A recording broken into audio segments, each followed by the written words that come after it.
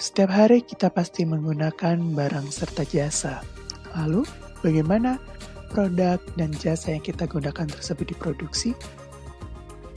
Manajemen operasional memiliki andil dalam hal tersebut. Lalu, apakah itu? Manajemen operasi adalah praktik dalam bisnis untuk menciptakan tingkat efisiensi setinggi mungkin dalam suatu perusahaan. Ini berkaitan dengan mengubah bahan dan tenaga kerja menjadi barang dan jasa seefisien mungkin untuk memaksimalkan keuntungan perusahaan. Terdapat 5 tujuan, yaitu meningkatkan efisiensi perusahaan, meningkatkan produktivitas perusahaan, lalu secara ekonomi dapat mengurangi biaya pengeluaran berbagai kegiatan, meningkatkan kualitas perusahaan, serta mengurangi waktu proses produksi suatu perusahaan. Yang pertama adalah perencanaan. Dalam tahap ini meliputi semua kegiatan yang diawali dari penentuan barang atau jasa yang akan diproduksi hingga jadwal untuk pemasaran produk, termasuk juga perencanaan penggunaan sumber daya dan fasilitas lainnya untuk menghasilkan suatu produk.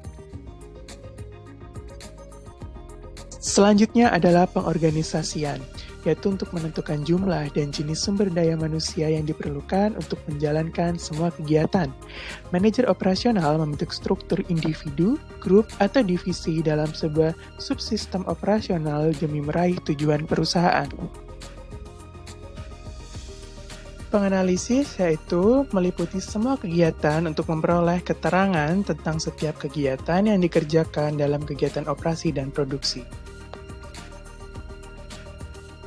Selanjutnya adalah fungsi pengawasan yang mencakup semua aktivitas yang bertujuan mengarahkan dan menjamin agar berbagai kegiatan yang telah dan tengah dikerjakan sesuai dengan perencanaan. Sebagai contoh adalah manajemen operasional Fabelio sebagai perusahaan furniture.